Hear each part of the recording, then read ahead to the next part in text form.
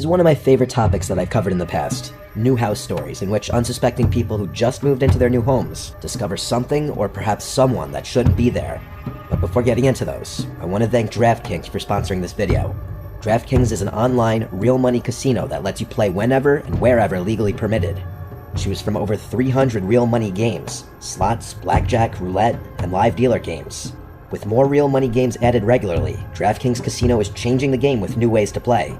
DraftKings is safe, secure, and reliable, and if it's not yet available in your state, check out DraftKings Daily Fantasy app, where you have a shot at winning cash prizes all season long. Head to the DraftKings Casino app right now and sign up using promo code Mr. Nightmare, and when you play just $10, you'll instantly receive $100 in casino credits.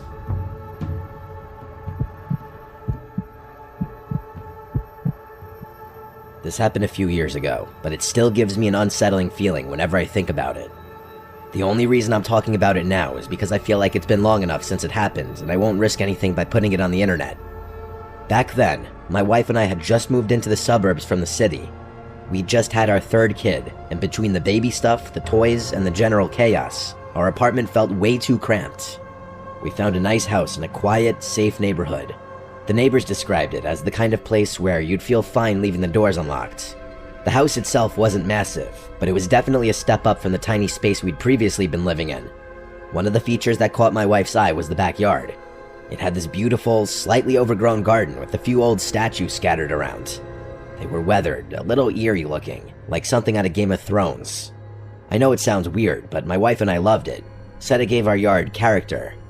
I was pretty indifferent, so I left everything as it was, statues and all. I figured it was less work for me, which I was never going to complain about. A few days after we moved in, I was looking out the window, taking in the yard, when I noticed something odd. One of the statues, an angel I think, was facing away from the house. All the others were facing toward us, so it looked strange. I could have sworn they all faced the same direction, but I didn't really know for sure. I didn't think much of it, and just assumed I was misremembering things. The next morning, I looked out the window again, and that's when I noticed it. Another statue had turned around, again facing away from the house. This time, I knew something was up. I had never been more sure about anything in my life. I asked my wife about it, but she just shrugged it off and said she hadn't noticed anything. I thought maybe it was my son Jimmy. He was a little prankster back then, always up to something. But when I asked him, he just looked at me like I was nuts. I doubted he'd do something like that anyway. I knew something was going on though, but I couldn't prove it. I didn't want to make a big deal out of it, so I tried to ignore it.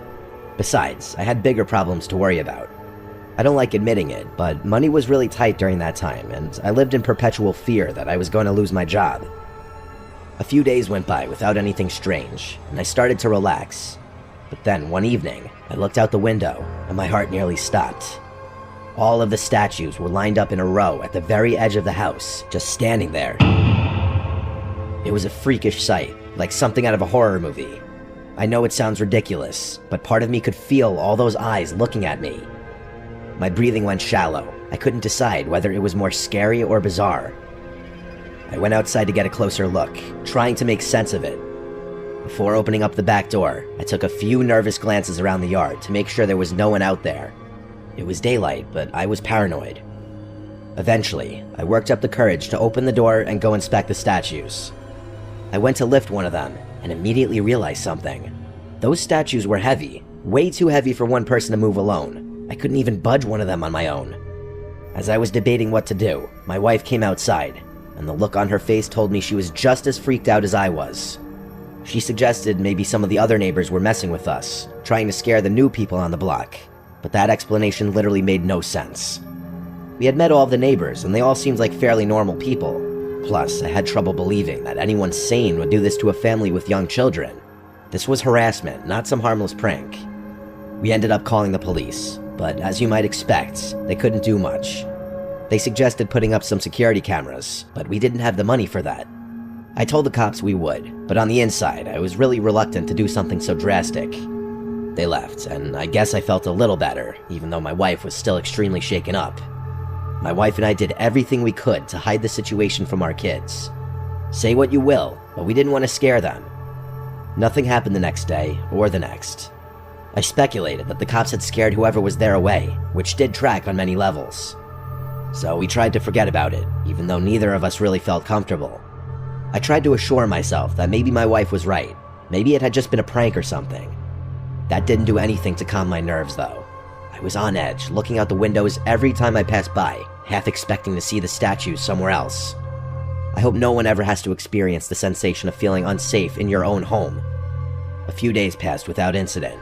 I started thinking the nightmare was over, and for the first time in a while, the house was actually starting to feel like home. I could not have been more wrong. It was a weekend. I don't remember whether it was Saturday or Sunday, but it was definitely a weekend since my kids didn't have school. After some breakfast, I went outside to play in the yard with my kids, and that's when I saw it. Spray painted in big black letters on the back wall of our house were the words, "Go away." I nearly dropped my son when I saw it. Without thinking, I rushed my kids inside and told my wife to stay in the house with them. I don't know what came over me. I'm not that brave of a guy, but I started sprinting through the garden, screaming threats at whoever had vandalized my house. Adrenaline was coursing through my veins, and I was looking for a fight. No one was anywhere in my yard, though. Eventually, I gave up looking. As I was walking back towards the house, the adrenaline in me turned to outright fear. This was serious. Someone had left a direct message meant to scare us. They could have meant us harm, and I knew the situation was only going to escalate from there. The police came again and took down another report, but without any leads, there wasn't much they could do. I insisted that they stay on the property in case those people came back, but they told me they didn't have enough evidence to waste resources like that. As far as they knew, some teenage delinquents could have been behind the graffiti. I couldn't believe what I was hearing. They told me they'd make sure a patrol officer was nearby, which I guess was some kind of consolation.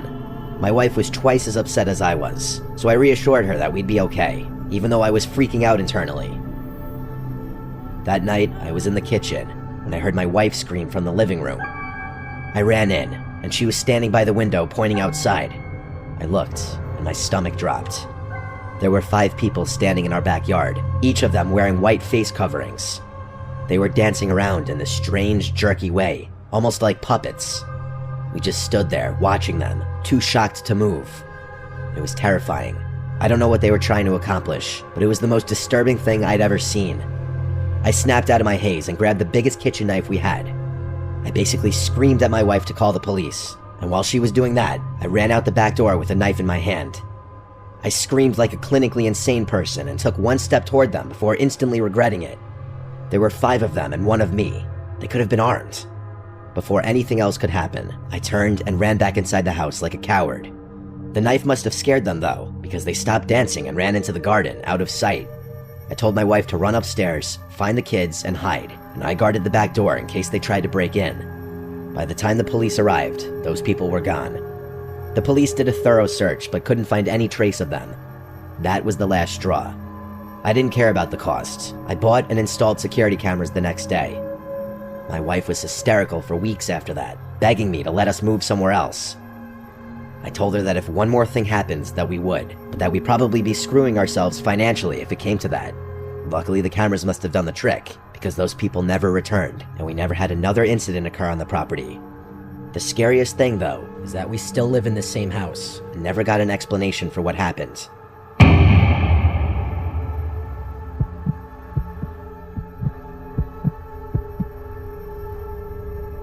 My wife Taylor and I recently moved out of our old home. She didn't like being so close to her family and wanted to put some distance between us and them, so that's what we did. We don't have kids, and she stopped working ages ago, so she was relatively amenable to my suggestions about where to move. I'm an electrician, so bouncing around isn't much of a problem for me. We eventually settled on New Mexico. We've both been rural people all our lives, so it wasn't that drastic of a lifestyle change. That was about 3 months ago, give or take. We found a fantastic deal on a place way out in the country. The house is honestly bigger than we really need, especially since it's just the 2 of us and our black lab Lola. But honestly, we figured we'd make use out of the extra space, maybe even host some of the friends we'd make. We'd been settled in for a few months when I started noticing something odd. The upstairs lights kept tripping circuits, but the rest of the house would still have power. After this happened once or twice, I knew exactly what the problem was. Like I said, I'm literally an electrician, so this kind of stuff is my bread and butter. I figured it would be an easy fix, just a matter of rearranging some of the load on the breaker, which in all likelihood was downstairs. Times like those make me happy that I'm the type of guy who knows how to fix things. To be honest, I hadn't spent that much time in the basement since we moved in. I didn't really have a reason to. We'd looked it over briefly when the realtor showed us the place, but I didn't pay much attention. Come to think of it, I don't think I'd been in there one time since then. Anyway, I walked down the stairs and started looking around for the main breaker. The basement was pretty cluttered, and definitely not the type of space that could be easily used. It looked more like a storage room than a basement. Eventually, I figured out where the main was and started futzing around. After about 10 minutes, I realized where the load imbalance was and told myself I'd rewire it when I had more time. At that point, I was about to go upstairs when curiosity got the better of me. I figured since I was down in the basement already, it probably wouldn't be a bad idea to have a look around. After all, this is my house, and it was honestly a little strange that I didn't know every square inch of it. Like I said, most of it was filled with old furniture and a bunch of junk. There wasn't anything particularly interesting down there, and I eventually concluded that trying to transform it into a usable space would be way too much of a hassle. That's when I noticed something odd. In the far corner of the basement, behind a stack of old wooden chairs, was a large metal door. It was strange because this wasn't just any door. It looked industrial grade.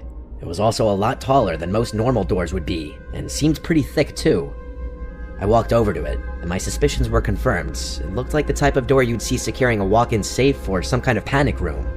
My first thought was maybe it was a tornado shelter or storm room or something, but that would be a weird surprise. You'd think the realtor would have mentioned a feature like that. I tried to open it, but the handle wouldn't budge. It was locked. I immediately went upstairs and started rummaging through the drawer of keys the previous owner had left behind in case we locked ourselves out or something, but none of them worked on the door. I must have tried like 15 keys or something, but no luck. I eventually told Taylor about it, and she was just as curious about it as I was. I'm still not sure how, but she worked her magic, and we were able to get in contact with the previous owners. It was that exact phone call that took me from curious about the situation to downright concerned. They were a little odd on the phone and would pause every so often, like they were thinking carefully about what they were saying or trying not to say too much. Part of me wishes I had recorded the conversation, but hindsight is 20/20. When I asked about the door, they got quiet. Eventually, the wife said it was just a safe room in case of a tornado. I told her that was great, but we were unable to use it since it was locked. After another pause, she claimed they'd lost the key and told us to just ignore it. I thought that was extremely unlikely, since they had literally left us keys to random doors that we'd probably never need to lock. The way she said it gave me a really bad feeling in my gut too, but there was nothing I could do. We ended up hanging up almost immediately after that, as they were definitely not trying to make small talk. Taylor tried to laugh it off, told me I was overthinking it, but I couldn't let it go. Over the course of the next few weeks, I would occasionally wander down the stairs and just stare at that door, wondering what could be inside. I tried everything I could think of to open it, even some tricks I'd picked up from work, but it was no use. The lock was solid. I ended up giving up for about a week, but the curiosity ultimately got the better of me. Fast forward to 2 days ago, when things took a wild turn. After my wife's wishes, I decided to hire a locksmith. He came over, and I let him do his thing down there. After about 30 minutes, I went downstairs to check on him. He told me that the lock was unusually complex for a simple panic room. Those were his exact words. I was worried he wouldn't be able to get it open, but to my surprise, he actually managed to crack it after another half hour. I wish he hadn't.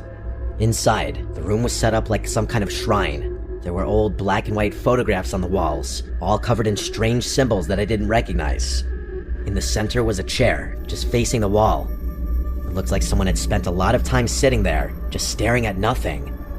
In one corner, there was a cot with crumpled blankets, and it smelled stale and kind of gross. Then I noticed the trash. Empty chip bags, crumpled water bottles. The realization smacked me in the face.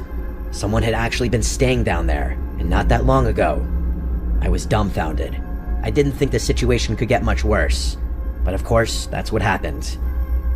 As I was trying to take it all in, I noticed a second door on the far right side of the room. It was small and half hidden by the minimal light, but it was there. I opened it and realized it led to a set of stairs that led to the cellar door outside the house. I felt like such an idiot. I hadn't even had the foresight to check the cellar door when we moved in, since I just assumed it led to the basement. In all the time we'd lived here, I had never even opened it. My bewilderment at the whole thing soon became terror. Someone had literally been living in my house for who knows how long. Things started clicking in my brain. Since moving in, my wife and I had noticed a few weird things that we couldn't explain. Most of the time it was just things going missing, Until that point, I had just assumed my wife had misplaced things, which she did have a tendency to do. This discovery changed everything, though. Someone had been living in our house. I had to repeat that thought a dozen times in my head before I could fully wrap my mind around what was going on. I didn't know who had been in there or why, but I knew I didn't want them coming back. I tried calling the previous owners, demanding an explanation, maybe even threatening legal action, but they wouldn't pick up. Either they disconnected their number, or they just didn't want to deal with it. Taylor was freaked out, and I was too. That night, I took some heavy furniture and barricaded the cellar door from the inside. I found a heavy-duty looking chain and padlocked it shut for good measure. I didn't care what it took. There was no way I was letting someone sneak back in through that door. The police came and took down a full report before leaving, telling us they'd do their best to try and get in contact with the previous owners. We even called our realtor, who was horrified and said she'd assist the police in any way she could. That night, as we were getting ready for bed, we heard it. There was a loud bang on the front door. Lola shot up, barking like crazy, and we both froze. Neither of us moved, just staring at each other, listening. After a few minutes, the banging stopped, but then we heard small rocks tapping against our bedroom window. Taylor held onto Lola, and I went to look out the window. Taylor begged me not to, but I was furious at that point. In my mind, I was preparing to fight whoever was out there. I grabbed the baseball bat from under the bed and yanked the curtains away from the window, but I couldn't see a thing. We thought it was over. Taylor wanted me to call the police, but there was a little part of me that wanted to handle this myself. I knew the police would scare them away, and call it pettiness, but I wanted to make sure whoever was out there got caught. I told her if one more thing happened, I'd call. But then from downstairs, I heard the sound of glass shattering. I sprinted downstairs just in time to see two figures running away from the house. The kitchen window was completely shattered. It was then that I called the police, who showed up not long after. They searched the house and the basement, but there was no sign of forced entry into the storm room. They didn't find anyone on the property either. Their best guess was that whoever had been living down there was angry when they realized they were locked out and decided to come back and scare us. I was both furious and horrified. My wife has been a wreck ever since. The police escalated the situation since an actual crime happened and said they're working on tracking down the previous owners, but that it could take a few days. That was 2 full days ago, and we still have not been able to get in contact with them. I think the police scared away those squatters though, at least for now, as they haven't been back to our house since. I'm actually shocked that something like this could even happen in the first place. If we can't get in contact with the previous owners soon, I have absolutely no idea what I'm gonna do. I'm fully prepared to defend myself, but I hope it doesn't come to that.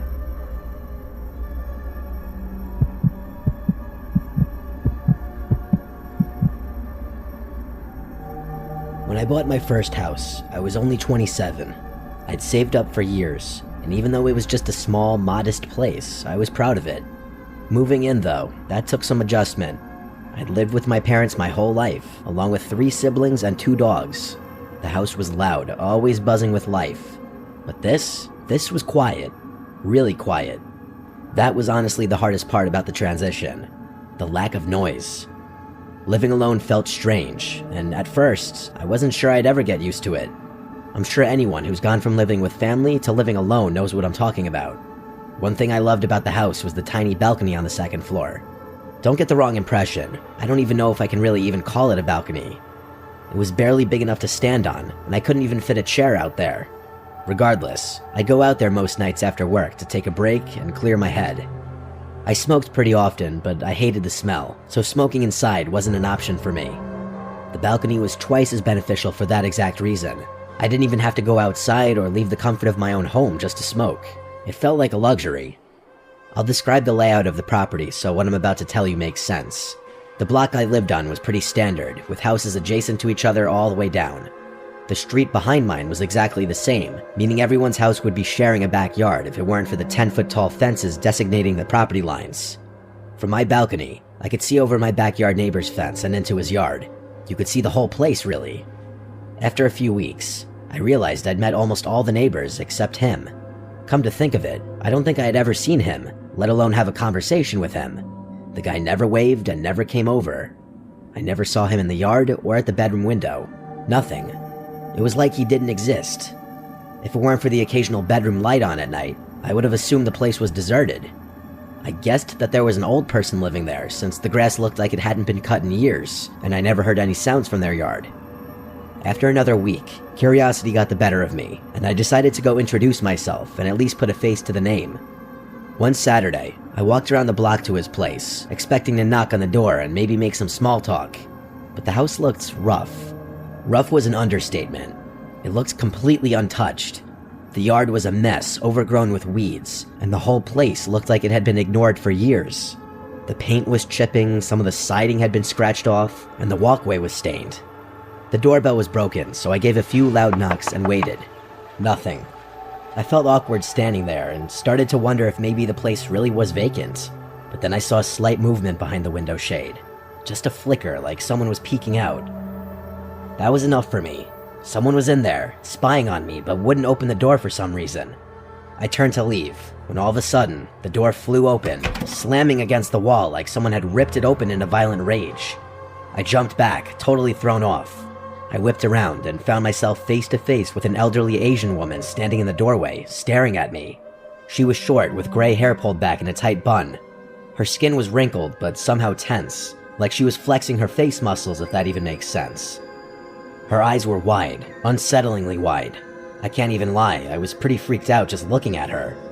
There was something off about her, like it looked like she was on something. She didn't say a word, just stared with no expression on her face. Eventually, I cleared my throat and introduced myself as her new neighbor. After a few seconds, she said her name was Priscilla and gave me a half smile. And that was it. She didn't even ask my name, she just stood there, watching me. I nodded and turned away, not knowing what to say. I left feeling more unnerved than I wanted to admit. I never heard the door close behind me, but I didn't want to turn around and get caught looking.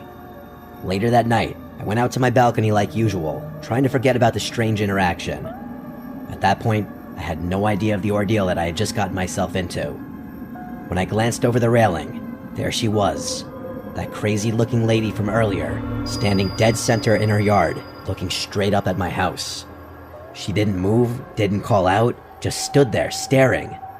It was one of those moments where you wonder if you're actually seeing what you think you're seeing.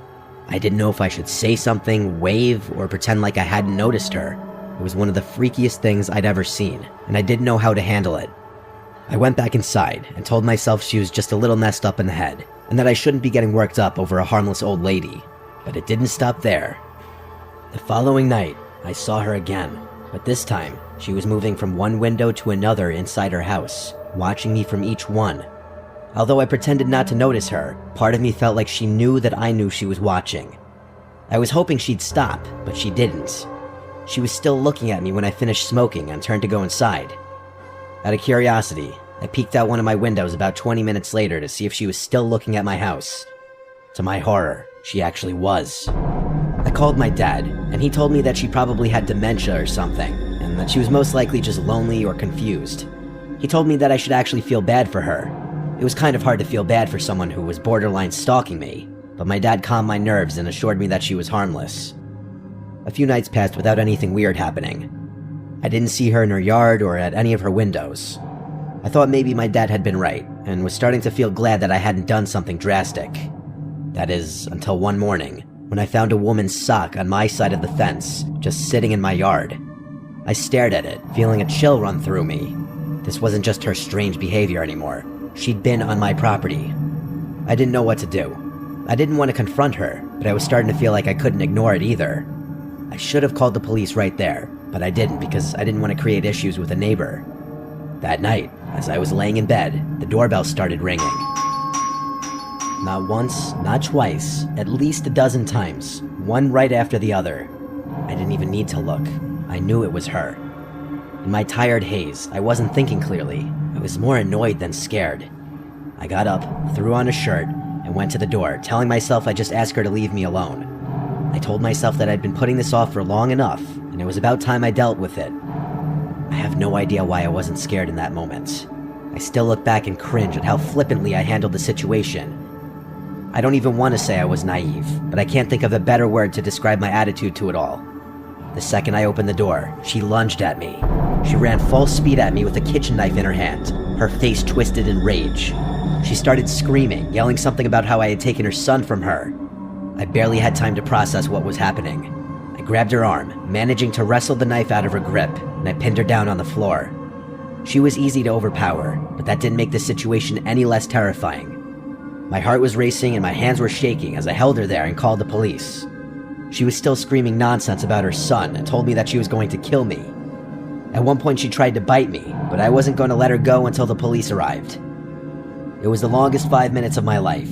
She never stopped screaming or squirming the entire time. When the police finally arrived, they restrained her and forced her into one of their cruisers.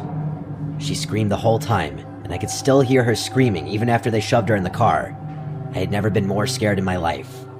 The police made sure I was okay, and told me she'd be sent to some kind of psychiatric facility. I never saw her again after that. This incident still weighs pretty heavily on my mind, and has definitely made me a more paranoid and cautious person. I ended up moving out not even a year later.